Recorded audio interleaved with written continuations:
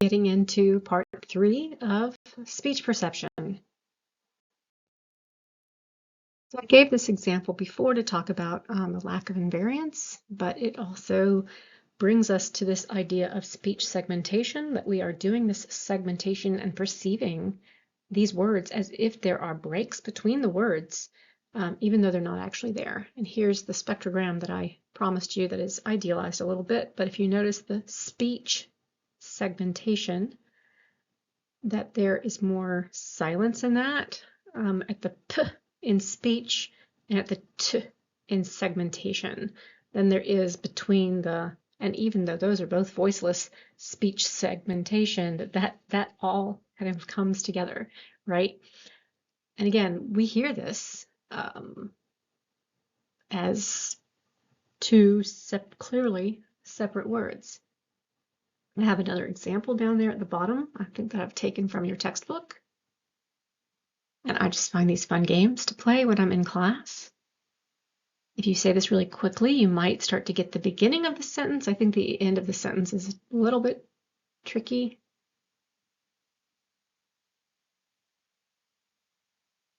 And I'll do a little Anna Mary Candy lights since imp pulp laythings. And if we say that to where it starts to sound like an American delights, right? And I break up the lights since, and so that doesn't work for me towards when I get to the end, but in simple playthings is if I wasn't really kind of breaking that up differently in the way that I say it. But so these things are really ambiguous, and so I have a couple of examples of that ambiguity. So just another example of how we are segmenting words and, again, using context, where here, this is completely ambiguous. I can feel the difference a little tiny bit in the back of my throat, but you're hearing the same thing with these italicized words where I say, Jamie's mother said, be a big girl and eat your vegetables, versus the thing Big Earl loved most in the world was his car. We have lots of ambiguities in our speech and when we're reading as well. But these would not be ambiguous with each other when we're reading, right? They are clearly separated, they're spelled differently and all these things, but when I say big girl in the first one or big girl in the second one, again, I can feel it really slightly. You might hear a really slight difference, but you hear those as being correct, right? When you're listening to them because of the context, really. Just another example of how we're using context. I'm going to do something that I often do in class, and I often do this in such a way that I get somebody else. I get some student who natively speaks another language to read this or to usually I give it to them and then they translate it and they come back the next class and we listen to them. And instead you're going to listen to me because this is the option that I have in this situation. I'm going to read the French. I am not a native speaker of French. I learned it for a while, a long time ago. And I've done this translation.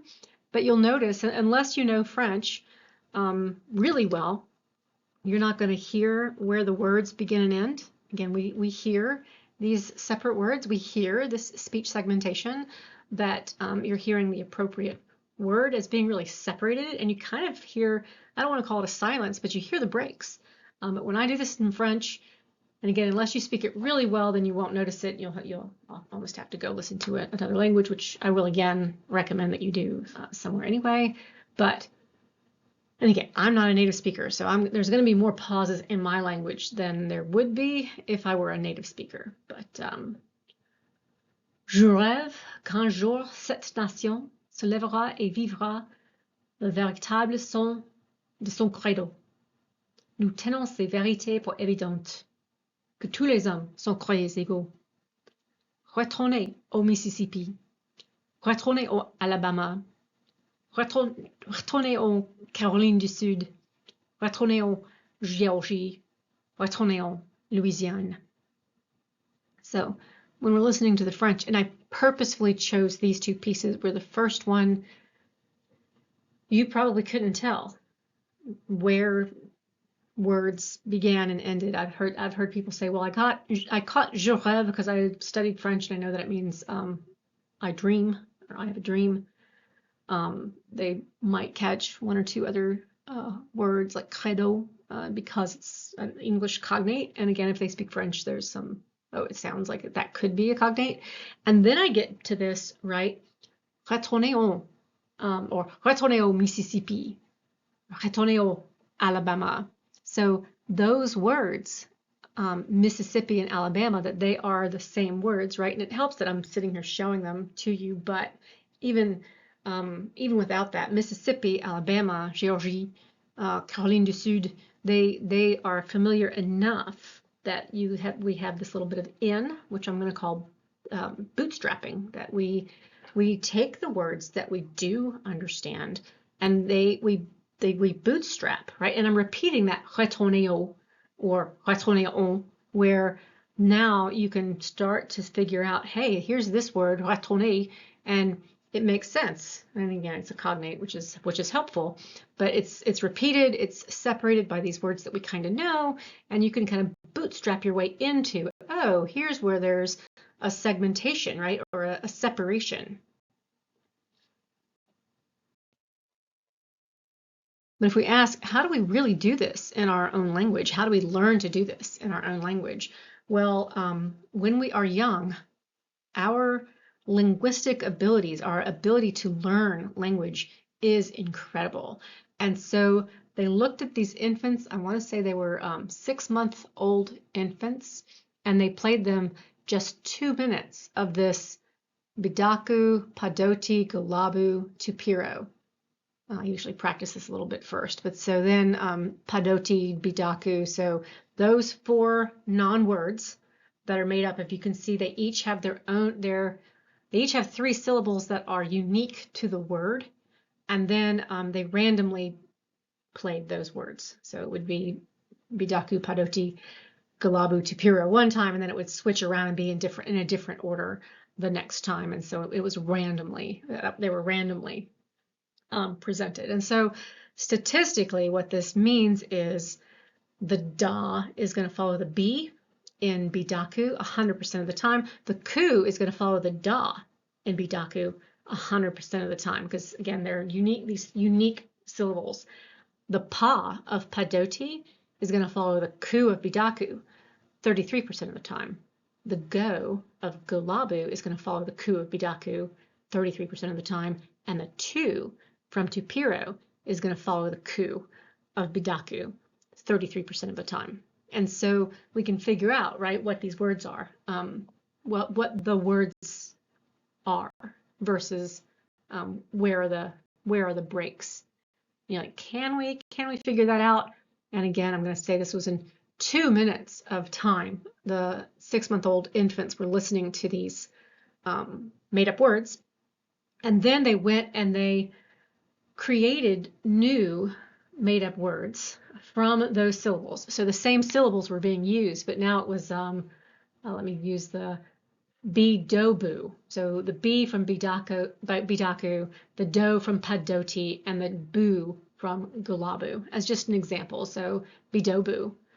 So they made up new words. And if we look at the amount of listening time, and one of the things we know is that infants tend to get bored with things they've heard before, and they'll tend to have this, they'll start to pay more attention when something is novel or new. And so if we look at their listening time with those whole words, with the same words they heard before, they're not listening as long, but then with the part words, they listen for longer. So the evidence suggests that these part words were new and novel to them, that they were recognizing those words, again, from 2 minutes. They had figured out that these were the words Bidaku, Padoti, Gulabu, and Tupiro, which is really incredible. We get worse at this as we get older. We're good at this. We're really good at learning language when we're young.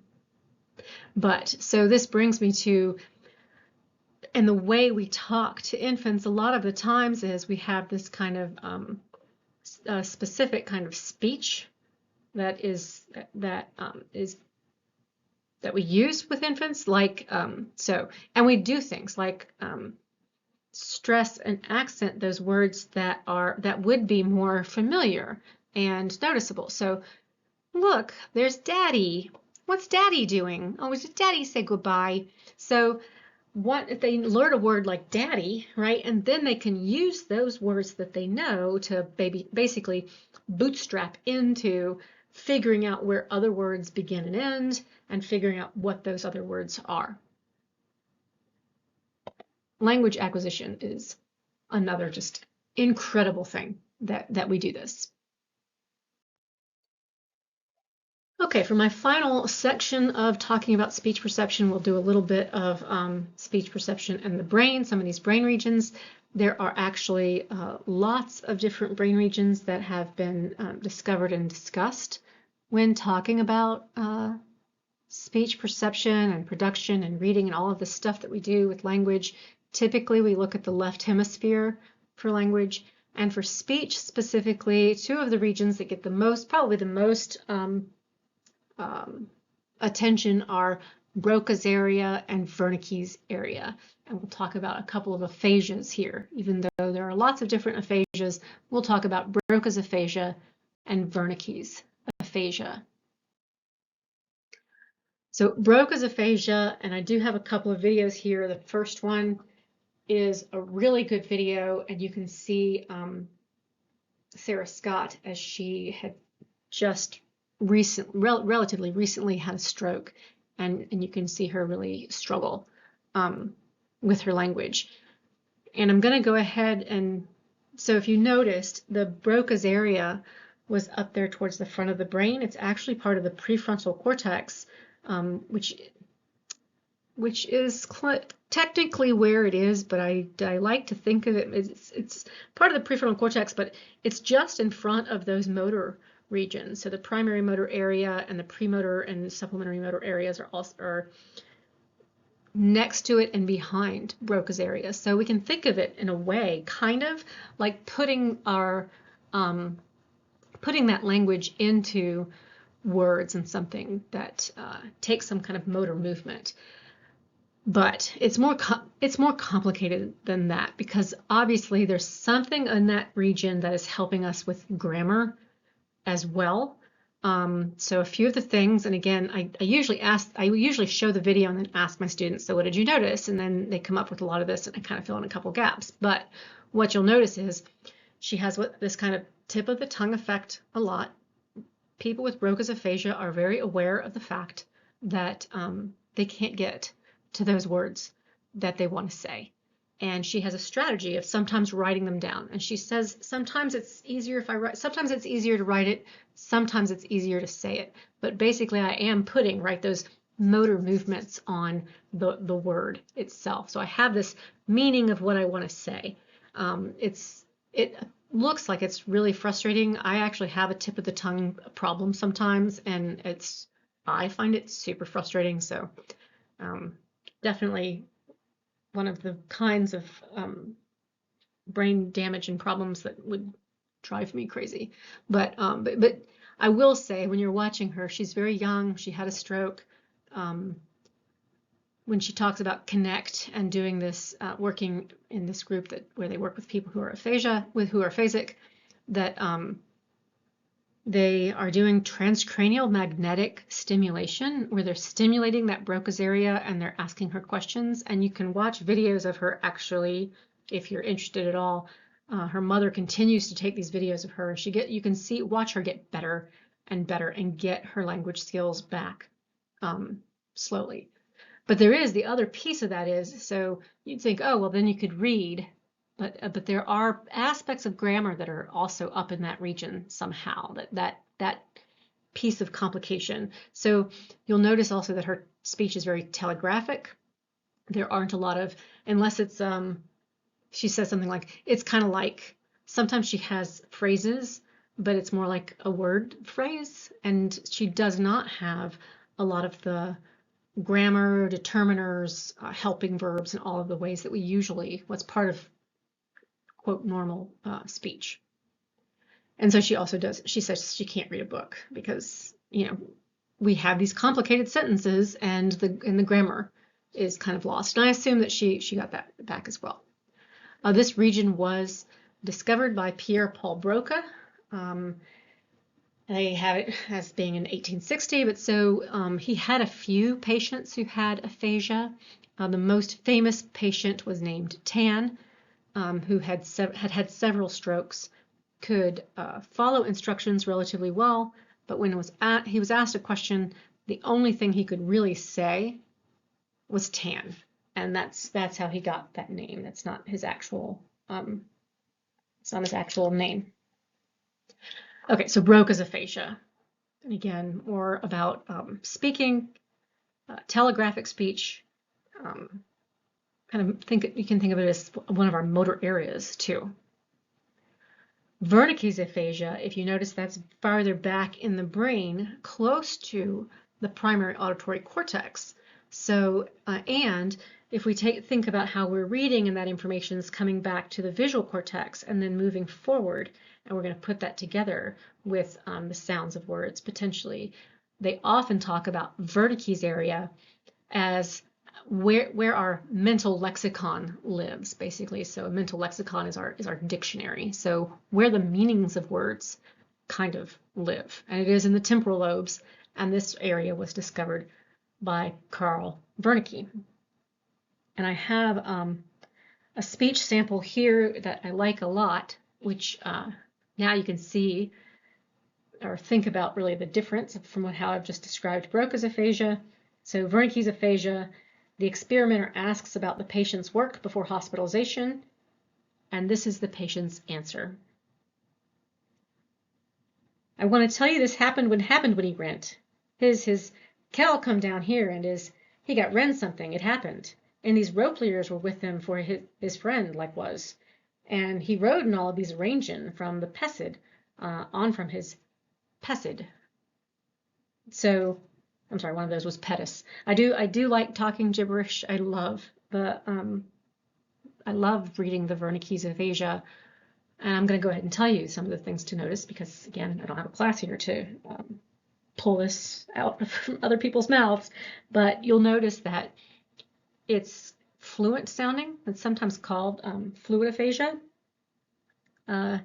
It has those syntactic markers, but it doesn't make sense, right? That mental lexicon is what's damaged, and so the word meanings, putting the words with the meanings is part of what's not there, and so they don't really understand instructions that are being given to them. I'm not going to give this video, sometimes I show it, but it has a horrible sound in it, and I just did an example that's a little bit better because I feel like the woman in the video has something else going on. And the person who's talking to her isn't necessarily an experimenter, and so they're showing her what to do, which kind of so they don't understand. So the question of what did you do before you came to the hospital, even that was not being answered, right? He's talking about somebody else's pedis and pessid, and he's putting in these non-words. So they sound fluent, they have the syntactic markers, but it's largely gibberish, sometimes even non-words. There is a lot more really neat information and a couple of neat studies in the book looking at speech perception and the brain and how the brain is responding to things like specific phonemes.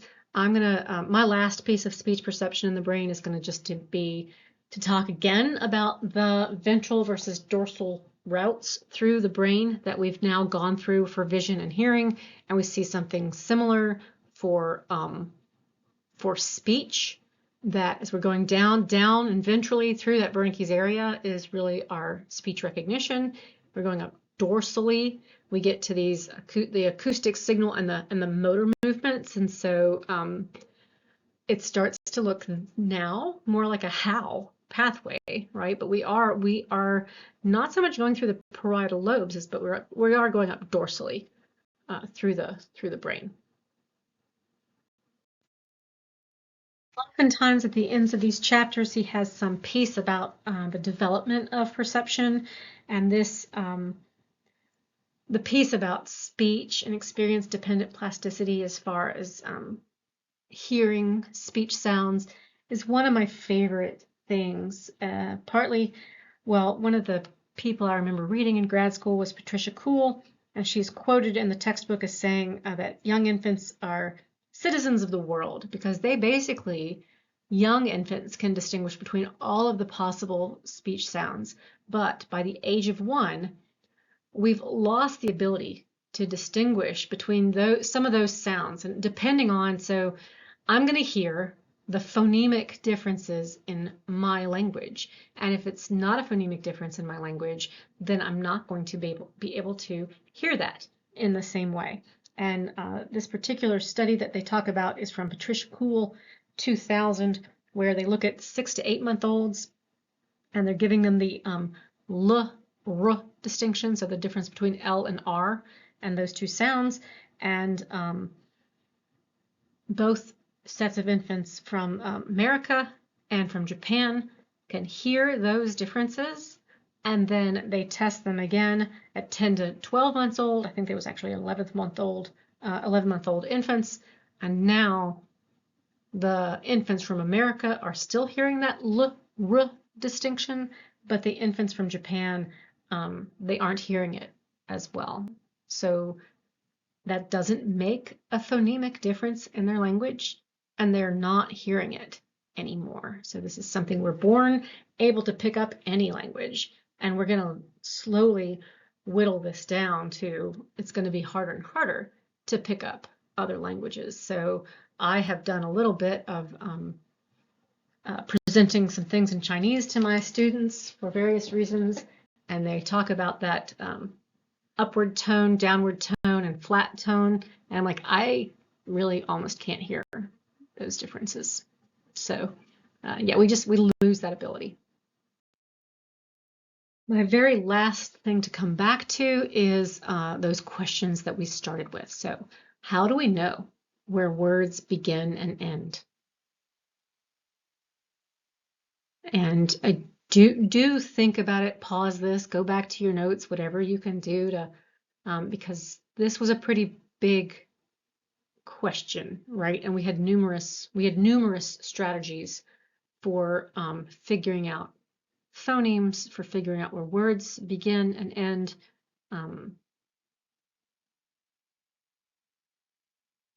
We did this bootstrapping. It's because we know the words, all of these things. How do we handle those differences within speakers at different times, and as well as between speakers, right? So we had a lot of invariance. We had a lot of variability from co-articulation and from noise, and even the things like the phonemic restoration effect. We can take out a phoneme and we still hear the phoneme as being there, right? So I said we use all the possible information that we can. We use context, semantics, grammar, structure, the mouth movements, everything we can to handle these differences.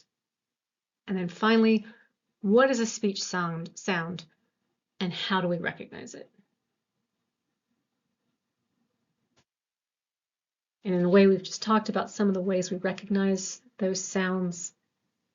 That speech sound is a phoneme, right? So P-H-O-N, phonology, phonemes, put it down in your memory. You definitely want to know what a phoneme is. And we talked about some of those differences with co-articulation, and that we can still recognize it, that we have this categorical perception, we have this perceptual constancy. Those are important things for speech perception.